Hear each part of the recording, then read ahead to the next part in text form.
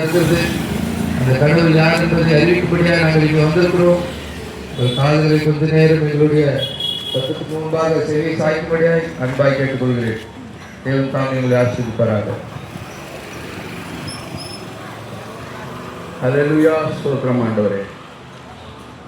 என் ஜனமே மனம் திரும்பு, இயேசுவிடம் ஓடி வா. என் ஜனமே மனம் திரும்பு, இயேசுவிடம் ஓடி வா. இறுதி காலம் வந்தாச்சு, இன்னமும் தாமதமே. வந்தாச்சு, இன்னமும் தாமதமே. உன்னை நினைத்து சிலுவையிலே தாகம் தாகம் என்றார். உன்னை நினைத்து சிலுவையிலே தாகம் தாகம் என்றார். உன்னை ரட்சிக்க, உன் பாவம் மன்னிக்க தன்னையே பலியாக்கினார். மகனே, உன்னை ரட்சிக்க, உன் பாவம் மன்னிக்க தன்னையே பலியாக்கினார். இறுதி காலம் வந்தாச்சு, இன்னமும் தாமதமே. என் ஜனமே மனம் திரும்பு, இயேசுவிடம் ஓடி வா. என் ஜனமே மனம் திரும்பு, இயேசுவிடம் ஓடி வா. தூய ரத்தம் உனக்காக தீய உன் வாழ்வு மாற. தூய ரத்தம் உனக்காக தீய உன் வாழ்வு மாற. காயங்கள் உனக்காக உன் நோயெல்லாம் தீர. மகனே, காயங்கள் உனக்காக உன் நோயெல்லாம் தீர. இறுதி காலம் வந்தாச்சு, இன்னமும் தாமதமே. அமே, இறுதி காலம் வந்தாச்சு, இன்னமும் தாமதமே. என் ஜனமே மனம் திரும்பு, இயேசுவிடம் ஓடி வா. என் ஜனமே மனம் திரும்பு, இயேசுவிடம் ஓடி வா. உனக்காக பரலோகத்தில் உறைவிடம் கட்டுகிறார். உனக்காக பரலோகத்தில் உறைவிடம் கட்டுகிறார். உன்னை தேடி வருகின்றார், இன்று நீ ஆயத்தமா. மகனே, உன்னை தேடி வருகின்றார், இன்று நீ ஆயத்தமா. என் ஜனமே மனம் திரும்பு, இயேசுவிடம் ஓடி வா. என் ஜனமே மனம் திரும்பு, இயேசுவிடம் ஓடி வா. இறுதி காலம் வந்தாச்சு, இன்னமும் தாமதமே. இறுதி காலம் வந்தாச்சு, இன்னமும் தாமதமே. உன்னை நினைத்து சிலுவையிலே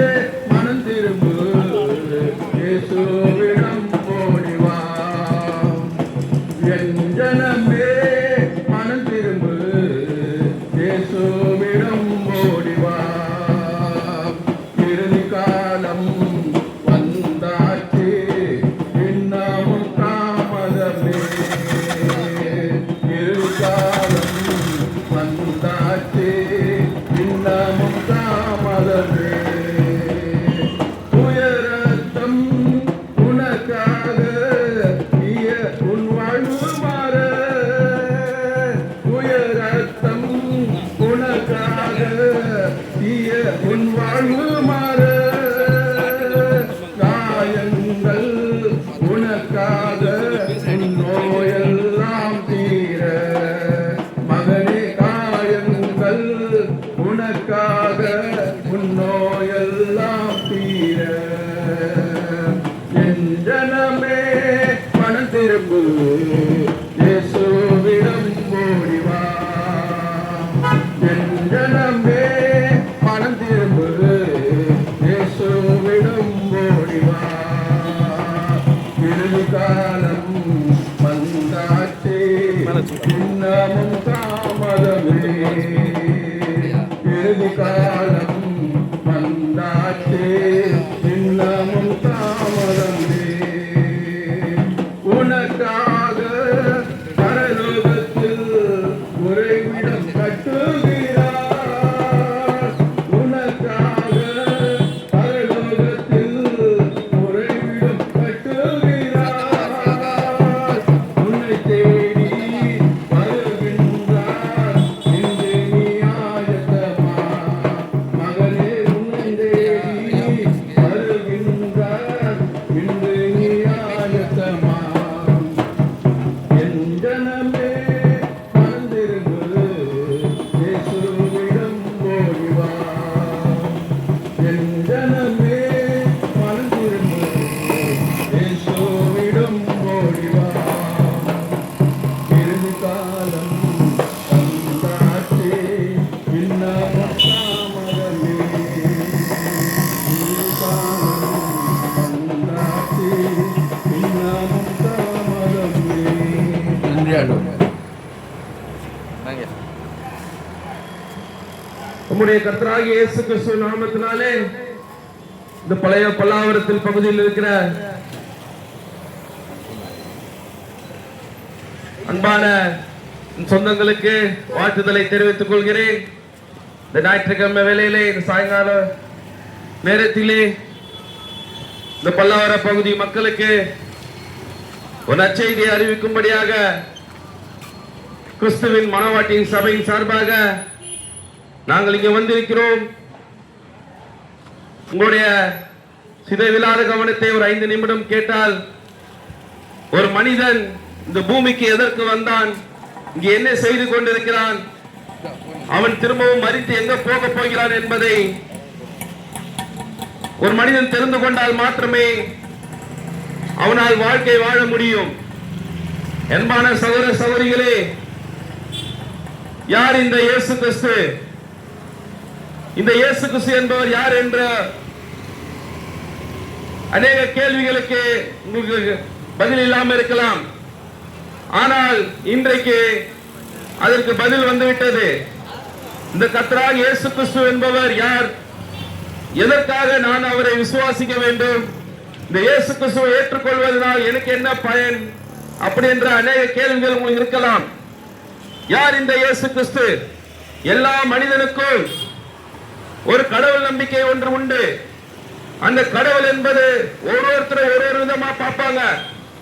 ஆனால் இந்த பரிசுத்த வேதத்திலே கடவுள் என்ற வார்த்தைக்கு அவர் ஒரு வெளிச்சமாக இருக்கிறார் என்று இந்த பரிசுத்த வேதாகமத்தில் சொல்லுகிறது.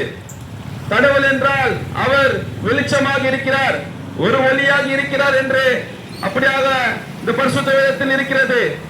எல்லா மக்களும் தான் எதை பார்த்து பயந்தார்களோ அதை எல்லாமே கடவுள் ஸ்தானத்துக்கு மாற்றிவிட்டார்கள். சூரியனை பார்த்து பயந்தார்கள், சூரிய கடவுள் என்று மாற்றிவிட்டார்கள். மற்ற பயங்கரமான மனிதனுக்கு பயத்தை ஏற்படுத்துகிற காரியத்தை பார்த்து அதுதான் தெய்வமாக இருக்கும் என்று மனிதர்கள் நம்பிக்கை அது மேல் வைத்தார்கள். ஆனால் இயேசு கிறிஸ்து என்பவர் ஒரு ஒளியாக இருந்து அவர் மனிதனாக வந்த நோக்கம் என்னவென்றால், ஒரு மனிதன் இந்த பூமியில் எப்படி வாழ வேண்டும், இந்த ஒரு மனிதன் இந்த பூமியில் எப்படி தன் வாழ்க்கையை நடத்த வேண்டும், அவன் உயிரோடு இருக்கும் போது எப்படிப்பட்ட கடவுளை பின்பற்ற வேண்டும் என்று மனிதருக்கு தெரியாமல் இருந்தது. அப்படிப்பட்ட ஒரு காரியத்துக்காகத்தான் ஒளியாக இருந்த தேவன் இயேசு கிறிஸ்துவானவர் மனிதனாக பூமிக்கு வந்த நோக்கமே இந்த மனித குலம் பாவத்தினாலும் அக்கிரமத்தினாலும் விபச்சாரத்தினாலும் வேசித்தனத்தினாலும் குடியினாலும் பொய்யினாலும் நிறைந்ததா இருக்கிறது இந்த உலகம். எல்லா மக்களும் ஓடிக்கொண்டிருக்கிறாங்க.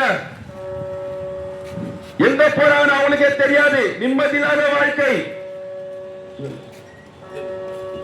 நிம்மதியில்லாத வாழ்க்கையா இருக்கிறது. மாதம் 1ஆம் தேதி 10ஆம் தேதி வரைக்கும் ஒரு மனுஷன் இஎம்ஐ கட்டியே கடன்களை கட்டியே அவன் வாழ்க்கையானது போய்கொண்டிருக்கிறது. ஒவ்வொரு மனிதனுக்கும் அவன் பாவம் செய்கிறான். ஆனால் அவனுக்கு பாவமா என்ன என்று தெரியாமல் வாழ்ந்து கொண்டிருக்கிறான். இந்த பரிசுத்த வேதத்திலே இயேசு கிறிஸ்துவானவர் சொல்கிறார், ஓ மனிதனே, பாவத்தை சுமந்து கொண்டிருக்கிற மனிதனே, நிம்மதியை தேடிக் கொண்டிருக்கிற மனிதனே, சமாதானத்தை தேடிக் கொண்டிருக்கிற மனிதனே, நீர் அனைவரும் என்னிடத்தில் வாருங்கள் என்று இயேசு சொன்னார். ஒரு மனிதனுக்கு தன் பாவத்தை மன்னிக்கக்கூடிய காரியம் ஏதோ செய்யறாங்க. நீங்க நினைக்கலாம் பாவனா என்ன? குடிக்கிறதோ, விபச்சாரம் செய்வதோ, தவறான காரியங்கள் செய்வதோ, இதெல்லாம் நீங்க பாவம் நினைக்கிறீங்க. உண்மையாகவே அப்படிப்பட்ட பாவத்தில் நீங்கள் இருப்பீர்கள் என்றால் அதற்காகவே, அந்த பாவத்தை செய்து கொண்டிருக்கிற உங்களுக்காகவே இயேசு கிறிஸ்துவானவர் 2000 வருஷத்துக்கு முன்னாடி ஒளியாக இருந்த தேவன் மனிதனா பூமிக்கு வந்து, நீ செய்கிற பாவத்துக்காகவும் நான் செய்த பாவத்துக்காகவும் அவர் எல்லா பாவத்தையும் தன்மேல் ஏற்றுக்கொண்டு ஒரு மனிதனை போல இந்த பூமியில் வாழ்ந்து எல்லாருடைய பாவங்களை அவர் சுமந்து தீர்த்து நமக்காக சிலுவை சுமந்தார். அவர்தான் நம்முடைய ஆண்டவராகிய இயேசு கிறிஸ்து. அப்படிப்பட்ட பாவத்தில் இருக்கிற என் அன்பான சகோதர சகோதரி, உன்னால் பாவம் என்கிற அந்த தீய பழக்கங்களை விட முடியவில்லையா? குடிப்பழக்கத்தை விட முடியவில்லையா? இன்றைக்கு கள்ள தொடர்பு, விபச்சாரம், போதைப் பொருள், இது தலைவிரித்து ஆடிக்கொண்டிருக்கிறது. எல்லாருமே வாழ்க்கையில ஒரு மாற்றம் வரும், தமிழ்நாட்டில் ஒரு மாற்றம் வரும், இந்தியாவுக்கு ஒரு மாற்றம் வரும் நினைக்கிறாங்க. வாய்ப்பில்லை. மாற்றம் என்பது அது உனக்குள் மாறியதால் மாற்றமே மாற்றம் ஏற்படும். நாம் மாறினால்தான் எல்லாமே மாறும். இந்த போதைப் பொருள் இருந்து, இந்த பாவ காரியத்தில் இருந்து ஒரு மனிதன் எப்படி தப்பித்துக் கொள்ள வேண்டும்? இயேசு கிறிஸ்துவானவர் சொல்கிறார், வருத்தப்பட்டு பாரம் சுமக்கிறவர்களே, நீங்கள் எல்லோரும் என்னிடத்தில் வாருங்கள் என்று. இயேசு கிறிஸ்து அவர் பாவத்தில் இருக்கிற மனுஷனை நோக்கி கூப்பிடுகிறார். ஓ பாவத்தில் இருக்கிற மனிதனே, உன்னால் பாவம் விட முடியலையா? குடியை உன்னால் விட முடியலையா? அக்கிரமத்தை, பொய் பேசுகிறதை, திருட்டுத்தனத்தை, உன் வாழ்க்கையில் சமாதானம் இல்லையா? நிம்மதி இல்லையா? நீ என்னிடத்தில் வா என்று இயேசு கிறிஸ்து சொல்கிறார். நாங்கள் ஏன் இயேசு கிறிஸ்துவை தெய்வமாக ஏற்றுக்கொண்டோம்?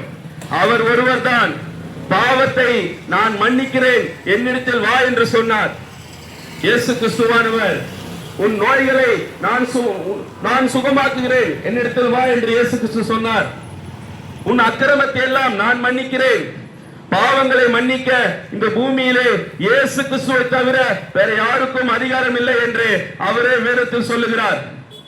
அப்படிப்பட்ட பாவத்தை சுமந்து கொண்டிருக்கிற அன்பான சகோதர சகோதரிகளே, இந்த பூமியில் இருக்கும் போது நீ கார், பங்களா, லக்ஸரி வாழ்க்கை வாழலாம். ஆனால் மரித்த பிறகு எங்க போகிறாய்? அநேகர் சொல்லுவாங்க, சொர்க்கம் இருக்குது, நரகம் இருக்குது, மோட்சம் இருக்குது, பாதாளம் இருக்குதுன்னு.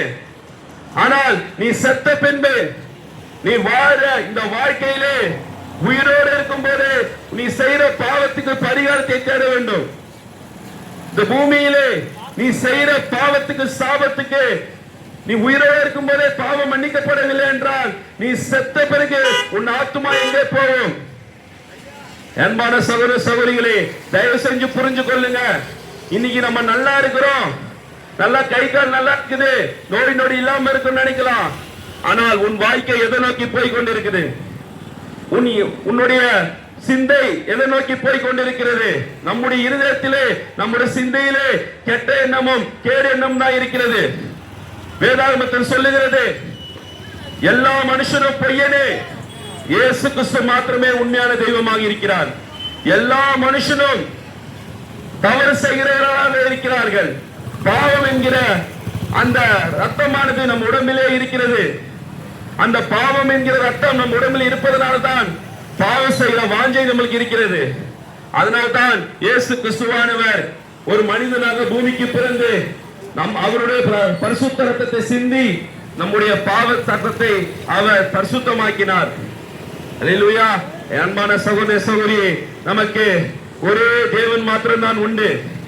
அவர்தான் பழைய ஏற்பாட்டில் பிதாவான தேவன், ஒளியாக இருந்த தேவன், ஒருவரும் காணக்கூடாத தேவன். இந்த மனித குலத்துக்காக, இந்த பாவத்துக்காக மனிதனாக அவதாரம் எடுத்தார். எல்லா மனிதர்களும் கடவுள் ஸ்தானத்துக்கு போகணும்னு ஆசைப்பட்டாங்க. ஆனால் ஒரே ஒரு கடவுள் மாத்திரம்தான் இந்த மனிதனாக பூமிக்கு வந்தார். இயேசு கிறிஸ்து என்பவர் 2025 வருடம் ஆகிறது பிறந்து. அப்படிப்பட்ட உண்மையான இயேசு கிறிஸ்து யார் என்று நீ தெரியாமல் இருந்தால் அதுதான் உண்மையான பாவமாக இருக்கிறது. இந்த இயேசு கிறிஸ்து என்பவர் எதற்காக மனிதனா பிறந்தார், எதற்காக அவர் மரித்தார், எதற்காக சிலுவை சுமந்தார், இன்றைக்கு அவர் என்ன செய்து கொண்டிருக்கிறார் என்பதை இது தெரியாமல் இருந்தால் அதுதான் இந்த பூமியிலே நீ செய்கிற பெரிய பாவமாக இருக்கிறது. இந்த இயேசு கிறிஸ்துவை நீ அறிந்து கொள், இயேசு கிறிஸ்துவை தெரிந்து கொள். பாவம்னா என்ன, பாவ மன்னிப்புனா என்ன? இந்த மாடுக்கு நீ பிஸ்கட் வாங்கி கொடுக்கறதுனாலயோ புல்லு வாங்கி கொடுக்கறதுனாலயோ உன் பாவம் மன்னிக்கப்படாது.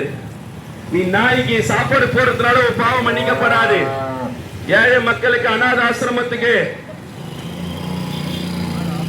அன்னதானம் போடுறதுனால பாவம் மன்னிக்கப்படாது. உன் பாவம் மன்னிக்கப்படுறதுன்னா உன் வாயை திறந்து இயேசுவே என் பாவத்தை மன்னி என்று வாயால் அறிக்கை செய். உன் பாவத்தை உன் வாயால் அறிக்கை செய்யாவிட்டால் இந்த பூமியிலே உன் பாவம் மன்னிக்கப்படும். இல்லை என்றால் நீ மரித்த பிறகு நம்மளுக்கு ஒரு வாழ்க்கை இருக்கிறது, செத்த பிறகு ஒரு வாழ்க்கை இருக்கிறது. அந்த வாழ்க்கைக்கு போக வேண்டிய ஒரே வழி இந்த பூமியிலே இயேசு கிறிஸ்துவை உன் இருதயத்தில் ஏற்றுக்கொள்வது மாத்திரம்தான். அப்படிப்பட்ட இயேசு கிறிஸ்துவை நீ சாதாரணமா நினைக்காத. ஏதோ நாத்திகமா வந்து சாயங்கால நேரத்துல வந்து கத்திட்டு இருக்காங்கன்னு உங்களை போலதான். எப்படா 11 மணிக்கு ஒயின் ஷாப் திறக்கும், சர்க்கஸ் நாத்திகமா மாட்டுக்கறி துண்டு வீட்டுல பத்துனுக்கலாம், சாயங்காலம் தேட்டருக்கு போலான்னு நினைச்சு இந்த நாங்க எங்க வாழ்க்கை இயேசு கிறிஸ்து மாற்றினார். உங்களை போலதான் நாங்களும் ஏதோ எங்கெங்கயோ போய் எங்கடா நிம்மதி, எங்கடா வாழ்க்கை, வீட்டுல பொண்டாடி தொல்ல, புருஷன் தொல்ல, புள்ளிங்க போதையில தீய பழக்கங்களே ஓடிக்கொண்டிருக்கு. பெத்த புள்ள அப்பா பேச்ச கேட்க மாட்டு, புருஷன் பொண்டாடி பேச்ச கேட்க மாட்டாங்க, பொண்டாடி புருஷன் பேச்ச கேட்க மாட்டுது. ஏகப்பட்ட குடும்பத்துல தொல்ல. ஆனால் இப்படிப்பட்ட தொல்லையிலிருந்து இயேசு சொல்ற ஒரே வார்த்தைனா நீ தேடும் சமாதானம் இயேசு தருகிறார். ஓ, நீங்களா சமாதானமா இருக்கிறீங்களா கேட்டா எங்களுக்கும் தொல்லைகள் இருக்கு, ஆனாலும் நாங்க சமாதானமா இருக்கிறோம். நீங்கள் சமாதானத்தை வேண்டுமா, நிம்மதி வேண்டுமா, இயேசு கிறிஸ்து என்கிற ஒரே ஒரு கடவுளிடத்தில் உங்கள் இருதயத்தை நீங்கள் ஒப்புக் கொடுங்கள். உங்கள் பூமியிலே உங்கள் பாவம் மன்னிக்கப்பட வேண்டுமா? வேதத்தில் சொல்லுகிறபடி கர்த்தராகிய இயேசு கிறிஸ்து அவர் ரத்தத்தாலே அவருடைய நாமத்தினாலே ஞானஸ்தானம் எடுக்கும் போது மாத்திரம்தான் உன் பாவம் மன்னிக்கப்படும். அப்படிப்பட்ட இந்த பூமியிலே இயேசு கிறிஸ்து ரத்தத்தால பாவம் மன்னிக்கப்படாதவன் மரித்தால் ஒருபோதும் பரலோகம் வர முடியாது. அன்பான சகோதர சகோதரியே, உன் வாழ்க்கையிலே ஒரு மாற்றம் தேவை. இப்படியே ஓடிக்கொண்டிருக்காதே, வேலை பணம் பணம் பணம் என்று ஓடிக்கொண்டிருக்காதே. நீ செத்த பிறகு இந்த பணம் வரப்போறதில்லை, உன் பாவம் தான் பின்னாடி வரும். பூமியிலே நீ செய்யற எல்லா அயோக்கியத்தனமும் நீ செத்த பிறகு பின்னாடி வரும். அப்படி உன் பாவம் வரக்கூடாதுன்னா நீ செய்யற பாவம், நீ கஷ்டப்படுறதுக்கு காரணம் என்ன தெரியுமா? உன் தாத்தா செஞ்ச பாவம் தான் உனக்கு வருது, உங்க அப்பா செஞ்ச பாவம் தான் உனக்கு வந்து நிக்குது. அப்ப நீ செய்யற பாவம் உன் புள்ளிக்கோ உன் பேரனுக்கோ போகுது. உன் சந்ததிக்கு சொத்து சேர்த்து வைக்கிறத காட்டிலையும் உன் சந்ததிக்கு இயேசு கிறிஸ்து யாருன்னு காட்டு. அப்படிப்பட்ட இயேசு கிறிஸ்து ரத்தத்தால் உன் பாவம் மன்னிக்கப்படும் போதுதான் உன் சந்ததி பாவம் இல்லாத சந்ததியா இருக்கும். உன் சந்ததி, உன் குடும்பம், உன் வாரிசு இயேசு கிறிஸ்துவை ஏற்றுக்கொண்டால் மாத்திரமே உன் பாவம் மன்னிக்கப்படும். என் அன்பான சகோதர சகோதரியே, இதே லாஸ்ட் நாள், இன்றைய ரட்சிப்பின் நாள், இன்றைய கடைசி நாள். கர்த்தராகிய இயேசு கிறிஸ்துவே என் பாவத்தை மன்னியும் என்று உன் இருதயத்தை திறந்து உன் வாயால் அறிக்கை செய்யும் போது இயேசு கிறிஸ்துவை மன்னிக்க அவர் கடமைப்பட்டிருக்கிறார். ₹1 செலவு கிடையாது. இயேசு கிட்ட வரத்துக்கு ₹1 செலவு கிடையாது. உன் இருதயத்தை வாயை திறந்து கேளு, இயேசுவே என் பாவங்களை மன்னியும், என் குடும்பத்தில் சமாதானம் வேண்டும், என் வாழ்க்கையில் ஒரு மாற்றம் வேண்டும் என்று கேள். கர்த்தர் தாமே உங்களை ஆஸ்வதிப்பாராக. இங்கே பழைய பலாவரம் சாரா நகர் ஹவுசிங் போர்டு அங்கே கிறிஸ்துவின் மணவாட்டி சபையானது இருக்கிறது. உங்களுடைய எல்லா கேள்விகளுக்கும், குழப்பமான எல்லா கேள்விகளுக்கும் உங்களுக்கு வேதபூர்வமாக பதிலளிக்கப்படும். அன்பான சகோதர சகோதரி, இயேசு கிறிஸ்து விசுவாசி, அப்போது நீயும் வீட்டாலும் ரட்சிக்கப்படுவீர்கள். இந்த நேரத்தை கொடுத்த அன்பான இந்த சகோதர சகோதரிகளுக்கு நன்றிகளையும் வாழ்த்துக்களை தெரிவித்துக் கொள்கிறேன். God bless you.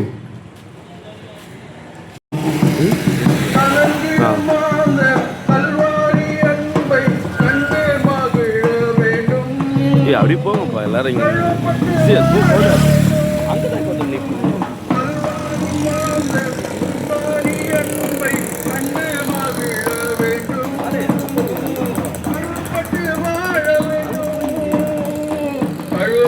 வாழ வேண்டும்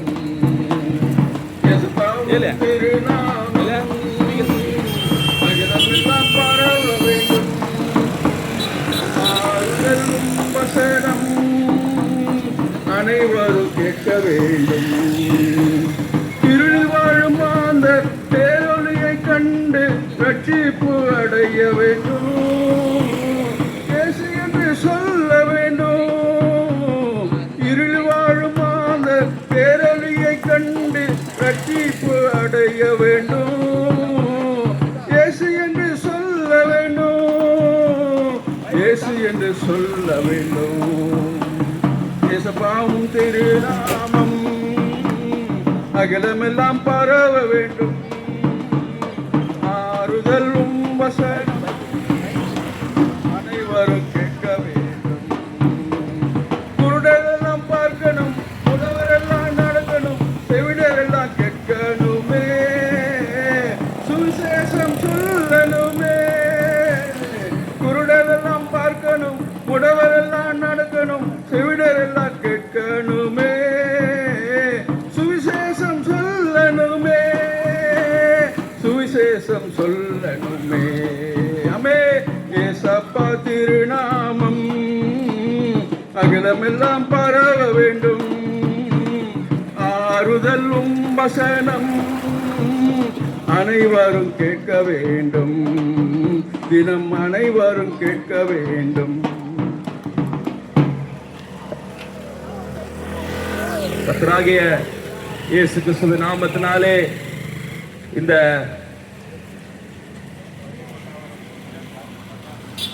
தர்கா ரோடில் அமைந்துள்ள இந்த பகுதி வாழ் மக்களுக்கு நற்செய்தியை அறிவிக்கும்படியாக கிறிஸ்துவின் மணவாட்டின் சபை சாரா நகரில் உள்ள சபையின் சார்பாக இயேசு கிறிஸ்துவுடைய உபதேசத்தை உங்களிடத்தில் பகிர்ந்து கொள்ள வந்திருக்கிறோம். இந்த இயேசு கிறிஸ்து இன்றைக்கு இந்த பல்லாவர பகுதியிலே அநேக கிறிஸ்துவ சபைகள் இருக்கிறது. அநேக கிறிஸ்துவை ஏற்றுக்கொண்டிருக்கிறார்கள். ஆனால் ஒரே ஒரு இயேசு கிறிஸ்துவை வைத்துக் கொண்டு இன்றைக்கு கிறிஸ்துவத்திலே பல்லாயிரம் உபதேசங்கள் போய் கொண்டிருக்கிறது. ஆர்சி தொடங்கி பெந்தகோஸ்தே மட்டுமாய் அநேக உபதேசங்கள் இன்றைக்கு போய் கொண்டிருக்கிற இந்த வேளையிலே எது உண்மையான கிறிஸ்துவ சபை, எங்கே இயேசு கிறிஸ்து இருக்கிறார் என்ற அநேக குழப்பங்கள் இருக்கிறது. ரோமன் கத்தோலிக் இருக்கிற கிறிஸ்தவர்கள் கொஞ்ச நாளுக்கு பிறகு சிஎஸ்ஐக்கு மாறுவதும், சிஎஸ்ஐயில் இருக்கிற கிறிஸ்தவர்கள் கொஞ்ச நாளைக்கு பிறகு அட்வென்ட்டுக்கு மாறுவதும், அட்வென்ட்டில் இருக்கிற கிறிஸ்தவர்கள் கொஞ்ச நாளைக்கு பிறகு பெந்தகோஸ்தே சபைக்கு போவதுமாக அப்படியாக மாறிக்கொண்டே இருக்கிறார்கள். அவர்களுடைய நோக்கம் இந்த வேதாகமத்தை வாசிக்க வாசிக்க ஒவ்வொரு சபை சபையாக ஒவ்வொரு உபதேசத்தை மாற்றிக்கொண்டிருக்கிறார்கள். காரணம் என்ன?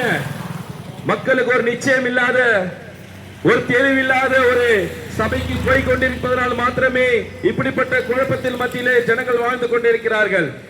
நான் சபைக்கு போகிறேன், நானும் இயேசு கிறிஸ்துவை ஆராதிக்கிறேன், எங்க சபையிலும் அந்நிய பாஷை இருக்கிறது, எங்கள் சபையிலும் பரிசுத்த ஆவி இருக்கிறார் என்று சொல்லிக் கொண்டிருக்கிறார்கள். ஆனால் உண்மையாகவே எல்லா சபைகளுமே இந்த பரிசுத்த வேதாகம் என்ன சொல்லுகிறது என்பதை அவர்கள் சரியாக ஆவிக்குரிய வாழ்க்கையிலே புரிந்து கொள்ளவில்லை. இந்த பரிசுத்த வேதாகமானது இயேசு கிறிஸ்து இறைவன் தேவன் ஒருவரே என்று இந்த பரிசுத்த வேதாகமானது சொல்கிறது.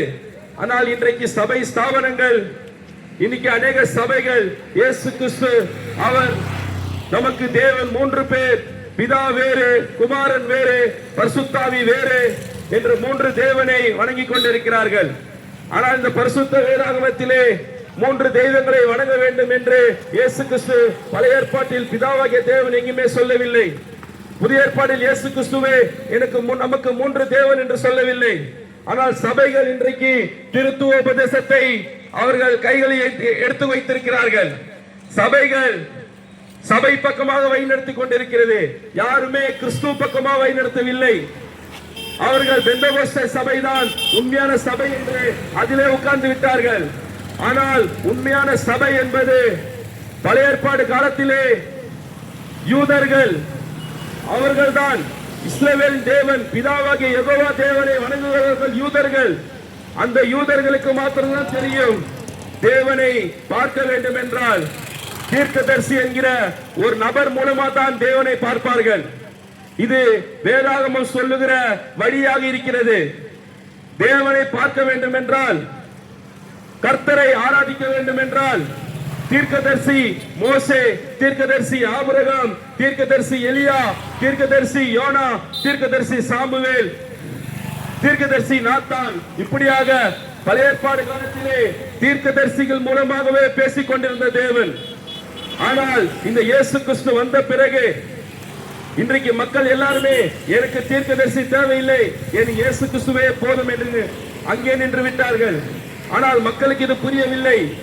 எல்லாருமே இயேசுவை வணங்குற பார்த்து ஒரு கேள்வி கேட்கிறேன். எத்தனை பேருக்கு இயேசு கிறிஸ்து ஆண்டவர், கர்த்தர், தேவன் சொல்லுவாங்க. ஆனால் ஒருவர் கூட இயேசு கிறிஸ்து ஒரு தீர்க்கதரிசி என்று யாரும் சொல்ல மாட்டார்கள். ஆனால் இஸ்லாத்து சகோதரி கிட்ட போய் கேட்டு பாருங்க, இயேசு கிறிஸ்து ஒரு தூதன் சொல்லுவாங்க, ஒரு தீர்க்கதரிசின்னு சொல்லுவாங்க. உண்மையாகவே இந்த இயேசு கிறிஸ்துவானவர் இந்த மனிதராக பூமிக்கு வந்து ஒரு தீர்க்கதரிசி என்று தான் தன்னை சொன்னார். ஆனால் ஜனங்கள் அந்த தீர்க்கதரிசியாக கூட இயேசு கிறிஸ்துவை ஏற்றுக்கொள்ளவில்லை. இன்றைக்கு ஒரு இஸ்லாத்து சொல்லும், முகமது நபி இல்லாம அல்லாஹ் கிட்ட யாரும் வர முடியாதுன்னு. ஆனால் இந்த கிறிஸ்தவர்களுக்கு தெரியவில்லை, தீர்க்கதரிசி தான் முழு வேதாகமத்துக்கு அடிச்சுவடாக இருக்கிறார். இந்த தீர்க்கதரிசிகள் மூலமா தான் இறைவனிடத்தில் வர முடியும். அநேகர் எனக்கு இயேசு போதும், இயேசு போதும் என்று சொல்லுவார்கள். ஆனால் இயேசு கிறிஸ்துவே தன்னை ஒரு தீர்க்கதரிசி என்றுதான் அடையாளம் காண்பித்தார். மனுஷகுமாரனாகிய என்னை ஜனங்கள் யார் என்று சொல்லுகிறார்கள் என்று கேட்டார். அவர் தன்னை தீர்க்கதரிசி என்று காண்பித்து தனக்குள்ளாக தேவன் இருக்கிறார் என்பதை நிரூபித்தார் இயேசு கிறிஸ்து. இன்றைக்கு இருக்கிற சபைக்கு போய் கொண்டிருக்கிற அன்பான சகோதர சகோதரியே, நீ வந்த வழி கரெக்ட். தொடக்கத்தில் ஆர்சி சபைக்கு போய் கொண்டிருந்தாய், அப்புறம் சிஎஸ்ஐ சபைக்கு மாறின, அப்புறம் அட்வென்ட்டுக்கு மாறின, பெந்தகோஸ்தேக்கு மாறின, சிபிஎம் மாறின. உண்மைதான். ஆனா சிபிஎம் தான் உண்மைன்னு உட்கார்ந்துட்ட இல்ல. அதன் பிறகு ஒன்று இருக்கிறது. அது என்ன? தீர்க்கதரிசிகள் மூலமாய் திருவுளப்பட்டுகிற தேவன், நம்முடைய யெகோவா தேவன், கர்த்தராகிய இயேசு கிறிஸ்துவானவர் 2000 வருஷத்துக்கு முன்னாடி அவர் மனிதனாக தீர்க்கதரிசியாக பூமிக்கு பிறந்து தேவனாகவே வாழ்ந்தார். ஆனால் இன்றைக்கு இயேசு கிறிஸ்து எங்கே இருக்கிறார் என்று கேட்டால், அவர் எனக்குள்ள இருக்கிறார், எங்க ஐயாக்குள்ள இருக்கிறார், எங்க பாஸ்டருக்குள்ள இருக்கிறார், எங்க சபையில தான் இருக்கிறார்னு சொல்லுவாங்க. ஆனால் உண்மையாக வேதம் சொல்லுகிறது, தேவனை பார்க்க வேண்டும் என்றால் ஒரு தீர்க்கதரிசி கிட்ட தான் வர முடியும் என்று. அல்லேலூயா. இந்த கடைசி காலத்திலே வெளிப்படுத்தின விசேஷத்திலே இயேசு கிறிஸ்து அவர் மரித்து உயிர்த்தெழுந்து போன பிறகு 2000 வருஷத்திலே 7 தீர்க்கதரிசிகளை இந்த பூமிக்கு அனுப்பினார். முதலாவது தீர்க்கதரிசி நீங்கள் வெளிப்படுத்தின விசேஷத்தில் 7 சபை காலங்கள் 7 தீர்க்கதரிசிகளை குறித்து பேசி இருக்கிறது. இதை எந்த சபைகளும் பேச மாட்டார்கள். 7 தீர்க்கதரிசிகளை குறித்து எந்த சபை ஸ்தாபனங்களும் பேச மாட்டார்கள். ஏனென்றால் அது அவர்களுக்கே தெரியாது. அப்படிப்பட்ட தீர்க்கதரிசிகள் மூலமாய் பேசிக் கொண்டிருக்கிற தேவன் கர்த்தராகிய இயேசு கிறிஸ்துவானவர். அந்த முதலாம் சபையின் தூதன் நம்முடைய அப்போஸ்தலனாகிய பவுல். அதன் பிறகு வழி வழியாக ஒவ்வொரு தீர்க்கதரிசிகள் மூலமா தான் தேவன் பேசுவார். இன்றைக்கும் அதே போலதான் கிறிஸ்துவன் இயேசு கிறிஸ்துவை வைத்துக் கொண்டு 25,000 சபை ஸ்தாபனங்கள் இருக்கிறது. ஆனால் இதில் எந்த சபையிலும் இன்றைக்கு இயேசு கிறிஸ்து எந்த சபையிலும் இல்லை. ஏனென்றால் அவர் தீர்க்கதரிசிகள் மூலமாய் திருவுளம் பற்றுகிற தேவனாய் இருக்கிறார்.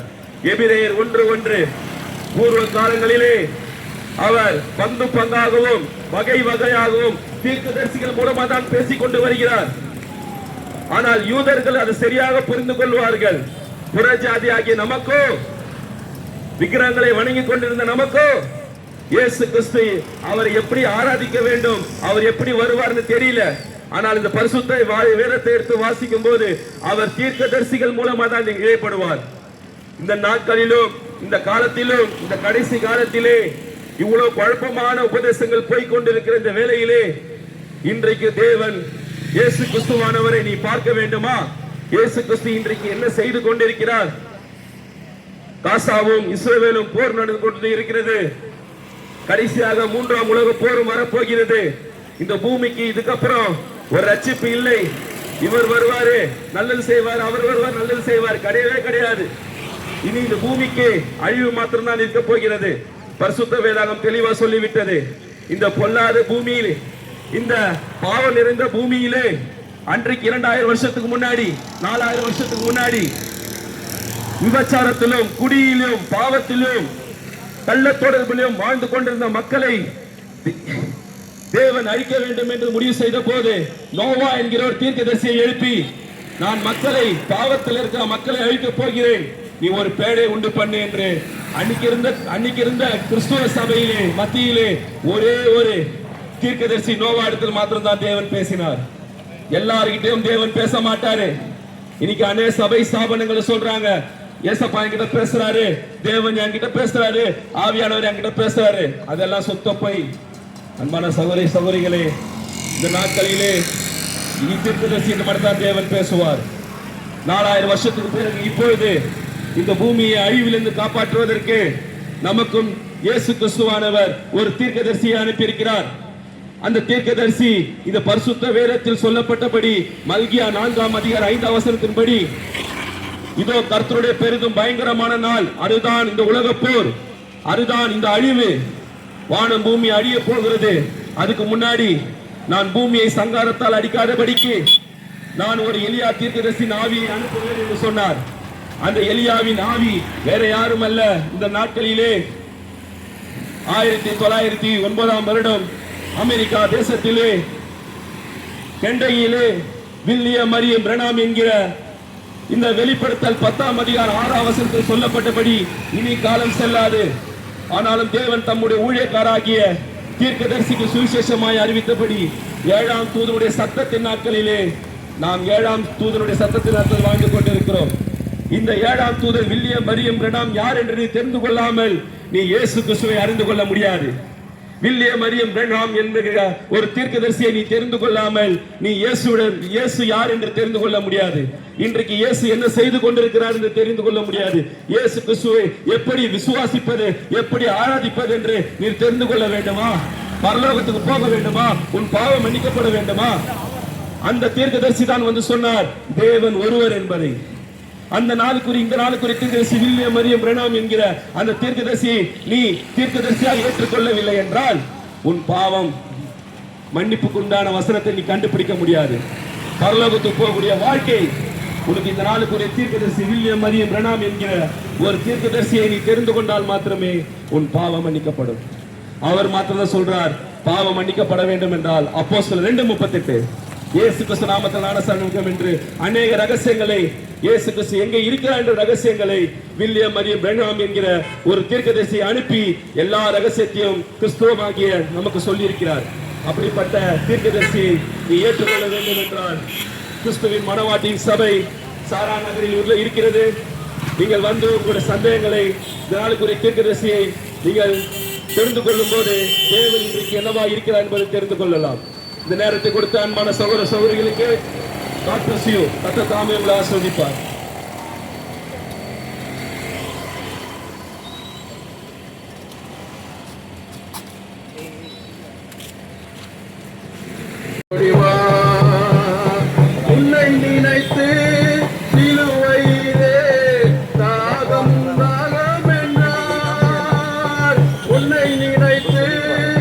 பாலே தாகம் தாகம் என்றார் உன்னை ரட்சிக்க உன் பாவம் மன்னிக்க தன்னையே பலியாக்கினார் மகனே உன்னை ரட்சிக்க உன் பாவம் மன்னிக்க தன்னையே பலியாக்கினார் என் ஜனமே மனதிரும்பு இயேசுவிடம் ஓடிவா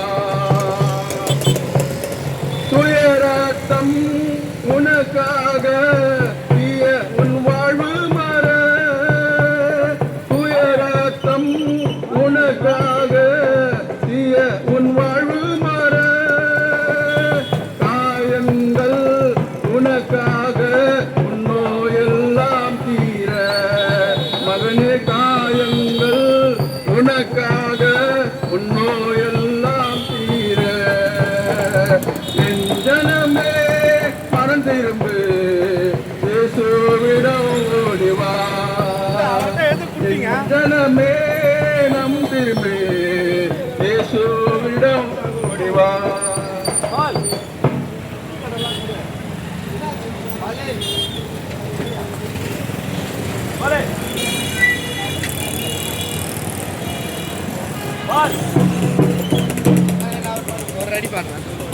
பாட்டு பாட்டோடு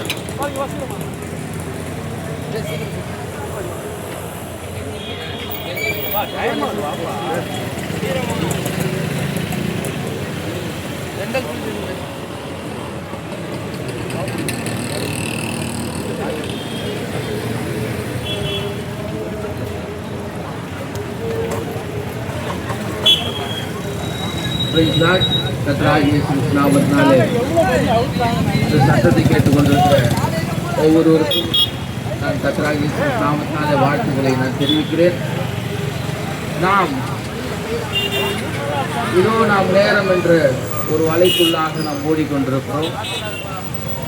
இந்த வாகனத்தெல்லாம் பார்க்கும் போதே நமக்கு தெரியும், 5 நிமிடம் கூட நிற்பதற்கு கூட நமக்கு நேரம் கிடையாது. நேரம் இல்லாத ஒரு உலகத்திலே நாம் ஓடிக்கொண்டிருக்கிறோம். எங்கு போனாலும் கூட்டம் கூட்டமாக நாம் எங்க போகிறோம் என்று தெரியாத நாம் ஓடிக்கொண்டிருக்கிறோம்.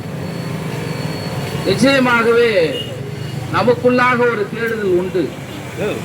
நாம் எங்கே ஓடினாலும் நமக்கு அதிலே நிம்மதி கிடைக்கவில்லை, ஒரு திருப்தி இல்லை. அதனால் நம்மால் நம்முடைய குறையை தீர்க்கும்படியாய் நாம் எதையெல்லாம் வணங்க வேண்டும், தொழுது கொள்ள வேண்டும் என்று மனிதனுடைய வாஞ்சை நமக்குள்ளாக ஒரு எண்ணம் ஏவுதல் உண்டாகி நாம் யாரெல்லாம் எதெல்லாம் சொல்லுகிறார்களோ அதையெல்லாம் நாம் ஃபாலோ பண்றோம். ஆனாலும் மனிதனுக்கு மன அமைதி உண்டா என்றால் இல்லவே இல்லை. ஒரு மனிதன் பிறந்தது முதல் மரிக்கும் மட்டுமாய் அவன் ஒவ்வொரு நாளும் பாடுகளை அனுமதிக்கப்பட்டு அதனூடாய் பயணித்துக் கொண்டிருக்கிறார். நிச்சயமாகவே நாம் உறங்கி மறுபடியும் எழுந்திருக்கும் பொழுது நாளைக்கு என்ன செய்யலாம், நாளைக்கு என்ன செய்யலாம், இப்படியாகவே நாம் திட்டமிட்டு நாம் ஓடிக்கொண்டிருக்கிறோம். ஆனால் இந்த பூமியிலே எங்கேயோ நாம் ஓடினாலும் நாம் ஒன்றையும் கொண்டு போவதில்லை. பிறக்கும் பொழுது ஒரு மனிதன் எதையும் கொண்டு வருவதில்லை, மரிக்கும் பொழுது எதையும் கொண்டு போவதில்லை என்று சொல்வார்கள்.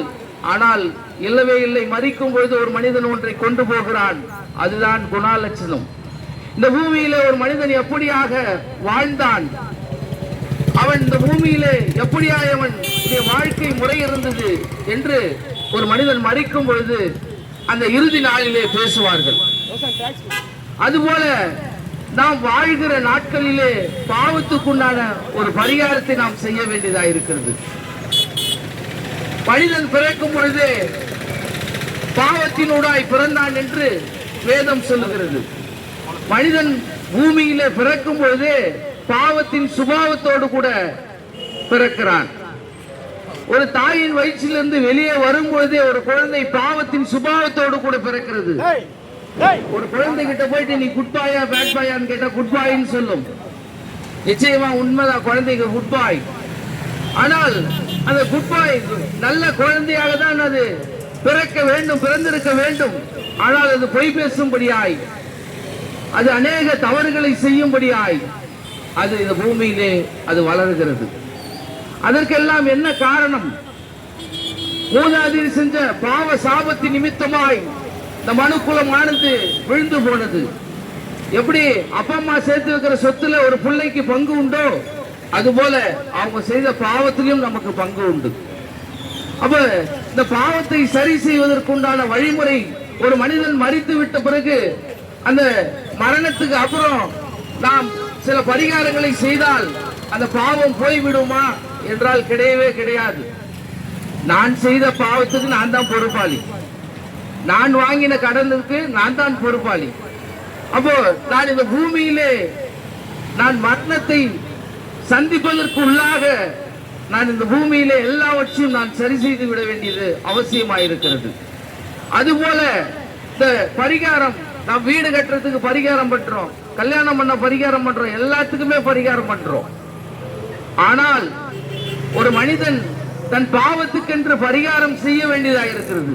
அது மரித்த பிறகு அல்ல, மரிப்பதற்கு முன்பாக பாவத்துக்குண்டான ஒரு பரிகாரம் நாம் செய்ய வேண்டியதாக இருக்கிறது.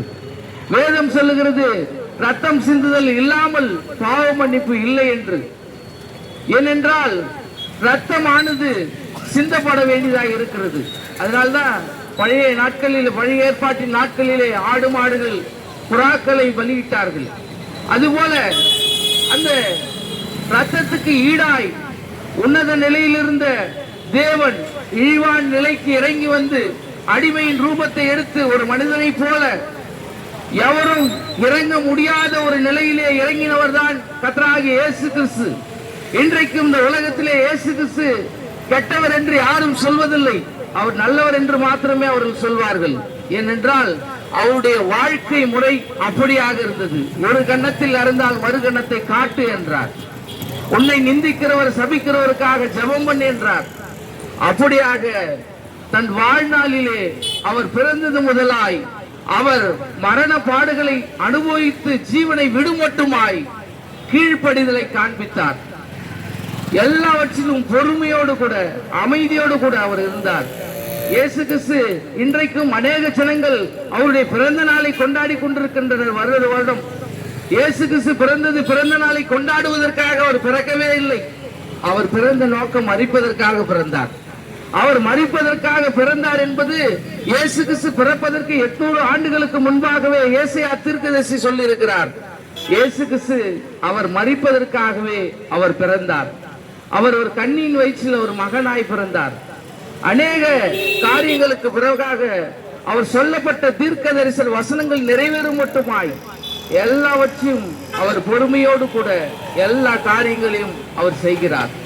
பாருங்கள், நமக்காக எந்த ஒரு பணமும் செலவழிக்காதபடி, எந்த ஒரு நம் உடலை வருத்தி கொள்ளாதபடி, நாம் எதையும் ஈடு செய்ய முடியாதபடி ஒன்றை மாத்திரம் சொல்லுகிறார். நம் இருதயத்தை தாழ்த்தி, ஆண்டவரே என் பாவத்துக்காக நீர் மரித்தீர் என்று சொல்லுகிறார்கள். உண்மையிலே நீர் என்னுடைய பாவத்துக்காக நீர் மரித்திருப்பீர் என்றால் என்னுடைய பாவம் எல்லாம் சரி செய்யப்படட்டும். இந்த பூமியிலே நான் மரிப்பதற்கு முன்பாக நான் பாவத்துக்குண்டான பரிகாரத்தை நான் செய்துவிட்டு போக எனக்கு உதவி செய்யுங்க என்று நீங்கள் சொல்லும் பொழுது அவர் அந்த பரிகாரத்தை இன்றைக்கும் 2000 ஆண்டுகளுக்கு முன்பாக சிந்தப்பட்ட ரத்தமானது இன்றைக்கும் அது நம் மத்தியிலே இருக்கிறது. அதை நாம் ஏற்றுக்கொண்டு அதை நாம் உறுதிப்படுத்தி நாம் ஒப்புக் கொடுக்கும் பொழுது அந்த இயேசு கிறிஸ்துவின் ரத்தமானது இன்றைக்கும் அது நமக்கென்று அது சிந்தப்படுகிறது. அவர் இன்றைக்கும் அவர் ஜீவிக்கிற தேவனாயிருக்கிறார். இயேசு கிறிஸ்து நேற்றும் இன்றும் என்றும் மாறாதவராய் இருக்கிறார். அவர் நேற்றைக்கு மாத்திரம் தேவன் அல்ல, அவர் இன்றைக்கும் அவர் தேவனாயிருக்கிறார். நேற்றைக்கு மாத்திரம் அவர் அற்புத அடையாளங்களை செய்யவில்லை, இன்றைக்கும் அவர் செய்து கொண்டிருக்கிறார். விசுவாசிக்கிறவர்களுக்கு எல்லாம் கூடும் என்று சொன்னார். நாம் விசுவாசத்தோடு நாம் நம்பிக்கையோடு அவரிடத்தில் நாம் ஒன்றை கேட்போமானால் அதை அவர் தர வல்லவராய் இருக்கிறார். உண்மையிலே இன்றைக்கு இயேசு கிறிஸ்து அவருக்கு தேவனுக்குண்டான தகுதி உண்டா என்று நீங்கள் ஒப்பிட்டு பாருங்கள். அவருடைய வாழ்க்கை முறையை நீங்கள் ஒப்பிட்டு பாருங்கள். அவர் எப்படியாய் வாழ்ந்தார் என்று நீங்கள் பார்க்கும்போது நீங்கள் தெரிந்து கொள்வீர்கள். நிச்சயமாகவே ஒரு மனிதனுடைய பாவத்துக்கு மாத்திரம் பரிகாரம் அல்ல, ஒரு மனிதனுடைய மனமாற்றத்திற்கு அவர் ஒரு ஆவிக்குரிய மருத்துவராயிருக்கிறார். இந்த பூமியிலே இயேசு கிறிஸ்துவை ஏற்றுக்கொண்ட ஒரு மனிதன் தன் வாழ்நாளிலே அவன் முன்பு இருந்த நிலையிலே அவன் இயேசு கிறிஸ்துவை ஏற்றுக்கொண்ட பிறகு அவன் இருப்பதில்லை. ஏனென்றால் வேதம் சொல்லுகிறது, கிறிஸ்துவன் என்றால் யார் என்றால் கிறிஸ்துவின் ஆவியை உடையவன் மாத்திரமே கிறிஸ்துவன். மனம் போன போக்கிலே கால் போன போக்கிலே போகிறவன் எல்லாம் கிறிஸ்துவன் அல்ல.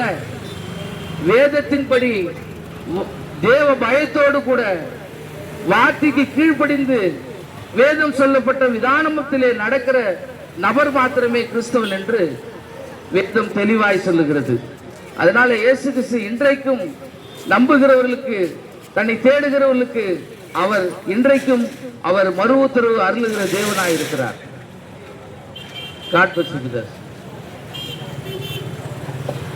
அன்பான இந்த பல்லாவரம் பகுதி வாழ் மக்களுக்கு இந்த ஞாயிற்றுக்கிழமை வேளையிலே நன்றிகளை தெரிவித்துக் கொள்கிறேன். இந்த உலகமானது வேகமாக போய் கொண்டிருக்கிற இந்த வேளையிலே நாம் ஒரு பாஸ்ட் ஃபுட் காலத்தில் வாழ்ந்து கொண்டிருக்கிறோம். எல்லாமே துரிதமா கிடைக்கணும், எல்லாமே சீக்கிரமா கிடைக்கணும்ன்ற ஒரு காலத்தில் நாம் வாழ்ந்து கொண்டிருக்கிறோம். அன்பான சகோதர சகோதரிகளே,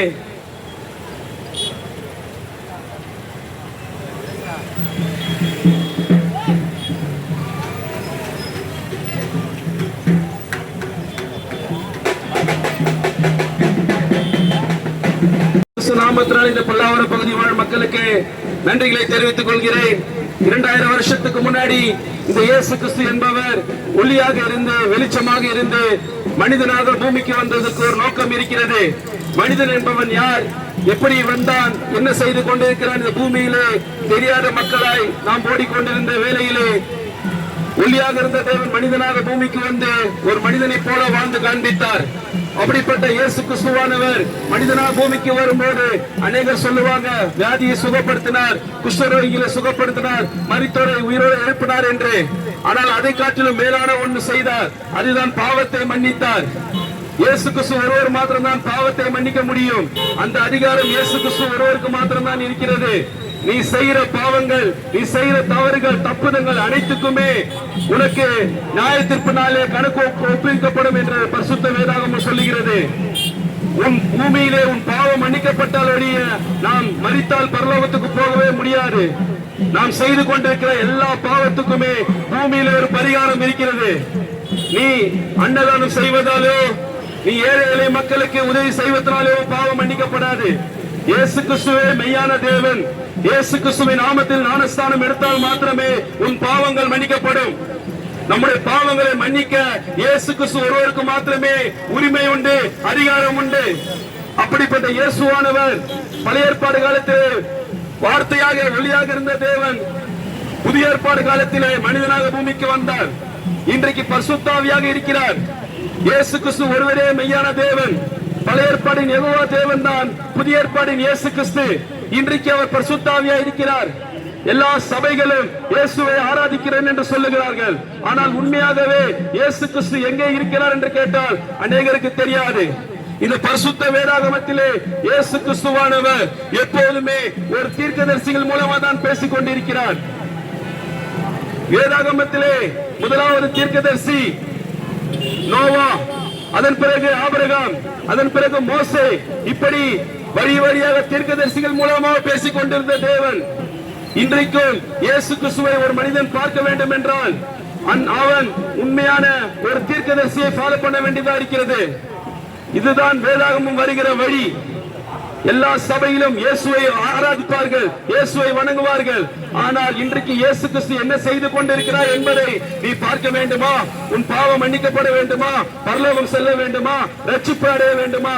இன்றைக்கும் தேவன் இயேசு கிறிஸ்துவானவர் இந்த பூமிக்கு ஒரு தீர்க்கதரிசியை அனுப்பியிருக்கிறார். அவர் மூலமா தான் இயேசு கிறிஸ்து எங்கே இருக்கிறார் என்று நீ அறிந்து கொள்ள முடியும். அன்பான சகோதர சகோதரி, இது கடைசி காலமாக இருக்கிறது. அநேக போலிகளை கொண்டு ஏமாறாதீர்கள். இயேசு கிறிஸ்து இன்றைக்கு எங்கே இருக்கிறார் என்று நீங்கள் வேதபூர்வமாக பாருங்கள். வழி வழியாக எப்போதுமே தீர்க்கதரிசிகள் மூலமாய் தான் தேவன் பேசிக் கொண்டு வருகிறார்.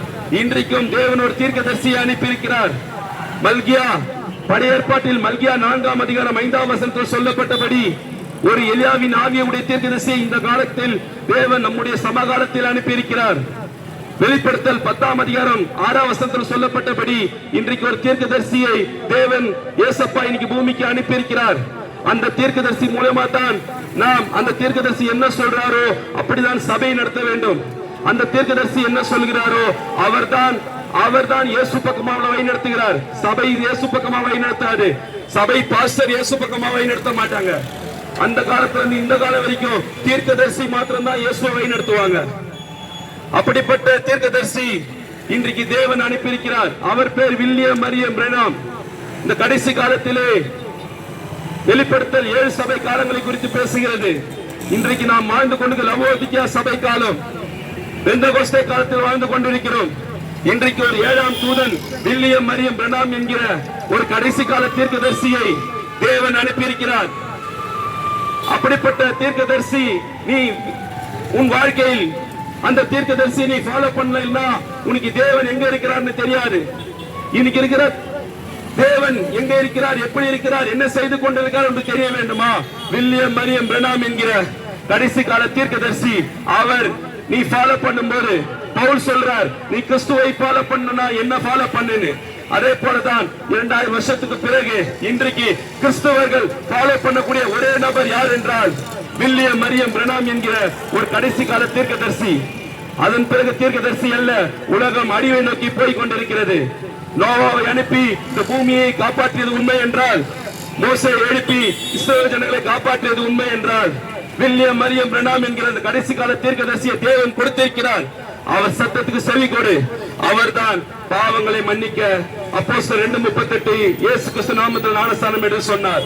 ஒரே தேவன் இப்படி அநேக ரகசியங்களை வில்லியம் மரியம் பிரெனாம் என்கிற வேதத்தில் சொல்லப்பட்டபடி பல சாட்சிகள் வசனங்கள் வில்லியம் மரியம் பிரெனாம் என்கிற தீர்க்கதரிசியை குறித்து வேத வசனங்கள் அநேக இருக்கிறது. கிறிஸ்தவராகிய நீங்கள் சபைக்கு போய் கொண்டிருந்தாலும் இன்றைக்கு உங்கள் பாவம் மன்னிக்கப்பட்டது விட்டதா என்ற கேள்விக்குரிய வைக்கும் போது நீங்க எங்க செல்லுவீர்கள்? மரித்தால் எங்க செல்லுவீர்கள்? நாம் எடுத்துக்கொள்ளப்படுதலுக்காக காத்துக் கொண்டிருக்கிறோம். இந்த நாட்களின் தேவனோட தீர்க்கதரிசி அனுப்பியிருக்கிறார். அவர் பேர் வில்லியம் மரியம் பிரெனாம். அவரை நாம் ஃபாலோ பண்ணும் போதுதான் நமக்கு இயேசு கிறிஸ்து யார் என்று நம்மளுக்கு அவர் சொல்ல கடமைப்பட்டு இருக்கிறார். அவர் மூலமா தான் நாம் தேவனிடத்தில் வர முடியும். இந்த சத்தத்தை கேட்ட அன்பான சகோதர சகோதரிகளே, உங்களுக்கு இந்த நாளில் இயேசு கிறிஸ்து என்னவாக இருக்கிறார் என்ற கேள்விகளுக்கு ஏதாவது பதில் வேண்டும் என்றால், சாரா நகர் பழைய பல்லாவரத்தில் உள்ள கிறிஸ்துவின் மனவாட்டி சபை என்று ஒன்று இருக்கிறது.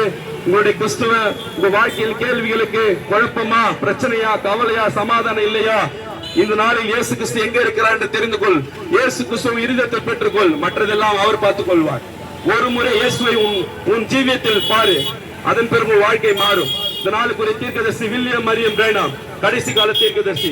அவரிடத்தில் வாருங்கள், ரட்சிப்பின் உன் வார்த்தையை பெற்றுக் கொள்ளுங்கள். God bless you brother, God bless you sister.